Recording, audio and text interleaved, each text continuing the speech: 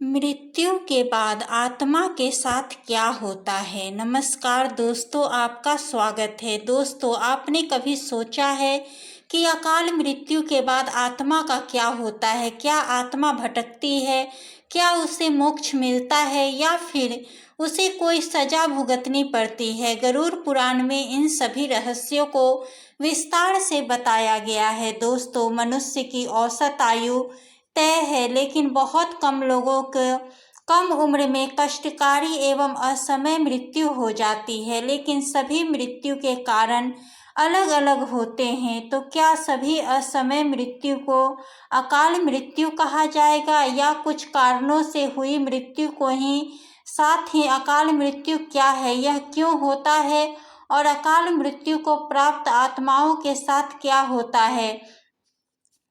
मित्रों, यह सब हम आपको एक छोटी सी कथा के माध्यम से बताएंगे, जिस कथा को सुनने मात्र से मनुष्य के कोटि कोटि पापों का नाश होता है। तो मित्रों, आप सभी से विनती है, इस वीडियो को पूरा जरूर ही देखें, क्योंकि यह गरुड़ पुराण की कथा है और भगवान श्री हरि कहते हैं कि व्यक्ति को कभी भी गरुड़ पुराण की कथा को आधा अधूरा नहीं सुनना चाहिए।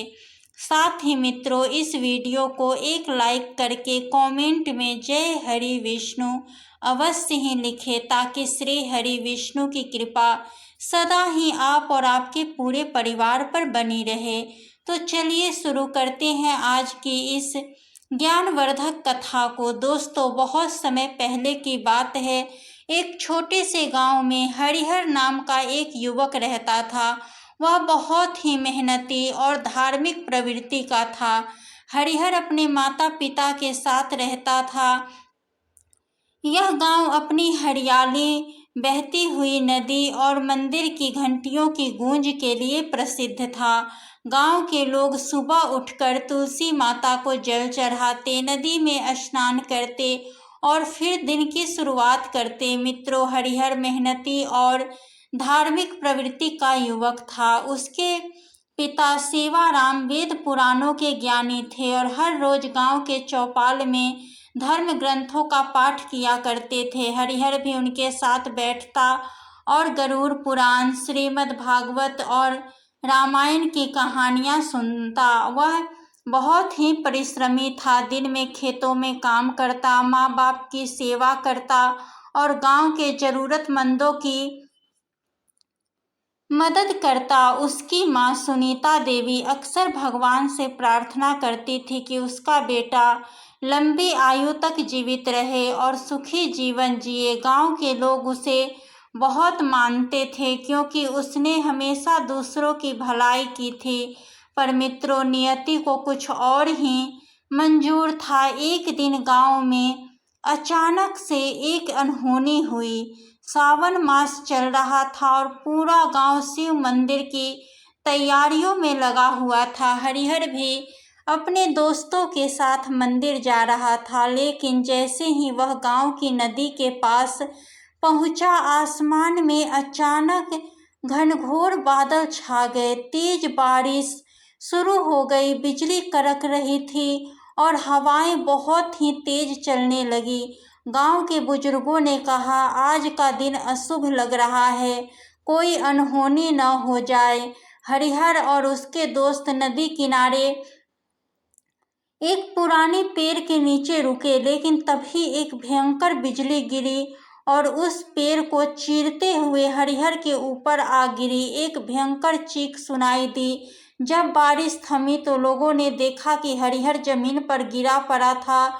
उसका शरीर निष्प्राण हो चुका था। गांव में मातम छा गया। हरिहर, जो कुछ क्षण पहले हंसते खेलते दिख रहा था, अब इस संसार को छोड़ चुका था। हरिहर की मृत्यु के बाद एक अदृश्य दुनिया का द्वार खुल चुका था। जैसे ही उसकी आत्मा उसके शरीर से अलग हुई, उसे लगा कि वह हवा में तैर रहा है। सामने उसका अपना ही शरीर निष्प्राण पड़ा था। उसके माता पिता और गांव वाले विलाप कर रहे थे, लेकिन वह चाहकर भी उन्हें दिलासा नहीं दे सकता था। उसने अपनी माँ सुनीता देवी को देखा, जो उसके निर्जीव शरीर से लिपट कर रो रही थी। बेटा, तू हमें छोड़कर क्यों चला गया? होता तो जहाँ आत्मा को असहनीय पीड़ा है पड़ती है, हरिहर की आत्मा जिसे यमदूत अपने साथ ले जा रहे थे, इस पीड़ा का अनुभव होने लगा। मृत्यु के बाद आत्मा को पहले अचेतन अवस्था में रखा जाता है, लेकिन जैसे जैसे उसकी चेतना लौटती है, उसे एहसास होने लगता है कि वह अब भौतिक संसार का हिस्सा नहीं रहा। मित्रों, यमदूत हरिहर की आत्मा को लेकर के यमलोक की ओर बढ़ रहे थे, लेकिन दोस्तों, तभी अचानक एक अदृश्य शक्ति ने उन्हें रोक दिया। यमदूतों में से एक, जिसका नाम कालकेतु था, वे गुस्से में चीखा, यह आत्मा भटकने क्यों लगी? इसी मार्ग अवरुद्ध क्यों हुआ? तभी आकाश में से एक गंभीर आवाज गूंजी, यह आत्मा अभी प्रेत योनि में प्रवेश कर रही है। हरिहर ने अपने चारों ओर देखा। वह अब किसी अजीब सी जगह पर खड़ा था। सामने धुंध थी। चारों ओर भटकती हुई आत्माएं कराह रही थी, कुछ रो रही थी, कुछ चिल्ला रही थी और कुछ अदृश्य बेरियों में जकड़ी हुई थी। मित्रों, गरुड़ पुराण कहता है कि आत्मा के प्रेत योनि में फंसने के कई कारण होते हैं, जैसे अकाल मृत्यु, बिजली गिरना, दुर्घटना, अंधेरे, अधूरे कर्म यानी परिवार की ओर से श्राद्ध और पिंडदान न होना, अत्यधिक मोह माया यानी धन, परिवार, सांसारिक इच्छाओं का त्याग न कर पाना, पाप कर्म यानी कि अत्याचार, अन्याय, छल, कपट इत्यादि।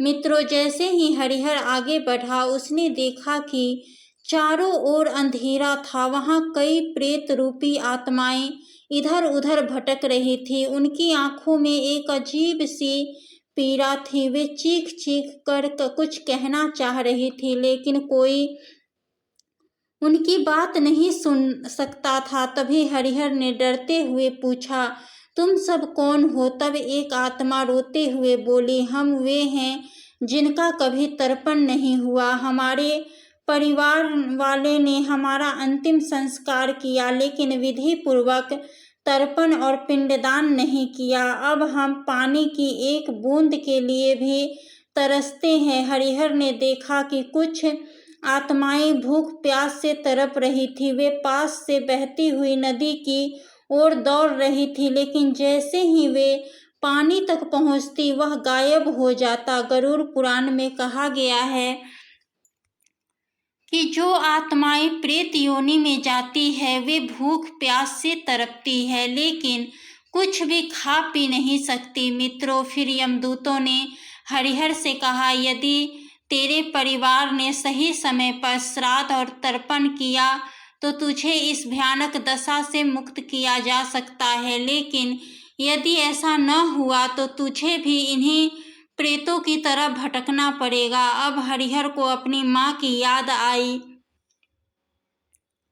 वह रोने लगा, माँ, मेरी आत्मा की शांति के लिए कुछ करो, मेरा तर्पण करवा दो। लेकिन अब वह केवल एक प्रेत था, उसकी आवाज कोई नहीं सुन सकता था। उसने अपनी आत्मा को छूने की कोशिश की, लेकिन यह संभव नहीं था। अब उसे भूख प्यास और अधूरे जीवन की पीड़ा का एहसास होने लगा। तभी एक और आत्मा उसकी ओर बढ़ी। वह बहुत ही भयानक और विकराल दिख रही थी।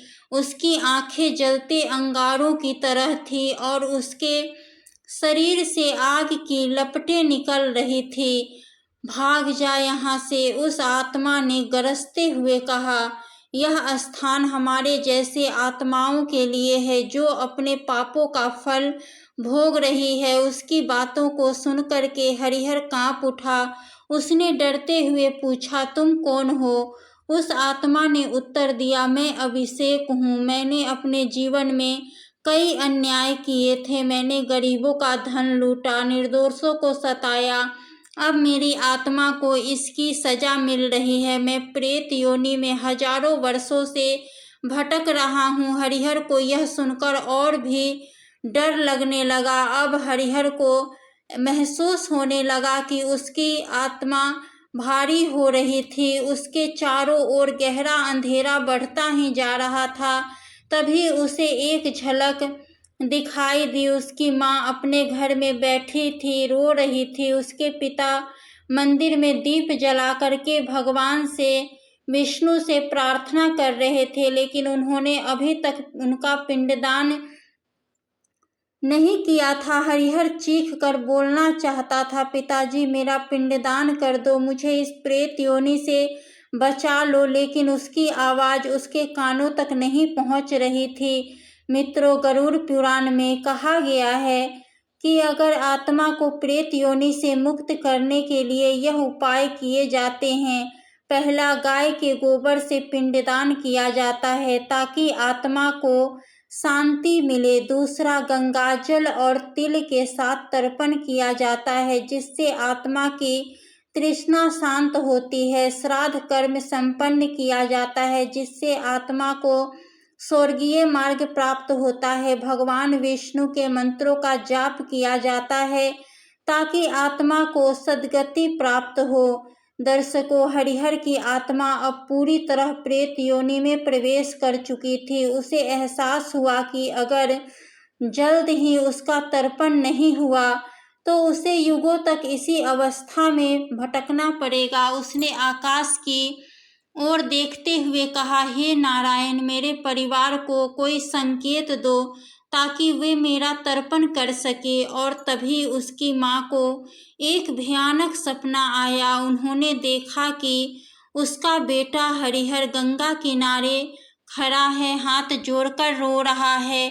सुबह उठते ही उन्होंने अपने पति से कहा, हमारे बेटे की आत्मा तड़प रही है, हमें तुरंत उसका श्राद्ध और तर्पण करना होगा। अगले ही दिन हरिहर के पिताजी ने पुरोहित को बुलाया और विधि पूर्वक बेटे का पिंडदान किया। उन्होंने गंगा तट पर जा करके तर्पण किया और भगवान विष्णु से प्रार्थना की। कुछ ही दिनों के बाद हरिहर की आत्मा ने एक अद्भुत प्रकाश देखा। दोस्तों, हरिहर वह प्रेत योनि से मुक्त हो गया था। तो दोस्तों, वीडियो अच्छी लगी हो तो लाइक कीजिएगा, कमेंट में जय हरि विष्णु जरूर लिखिएगा और चैनल को सब्सक्राइब कीजिएगा। मिलते हैं नेक्स्ट वीडियो में, तब तक के लिए धन्यवाद।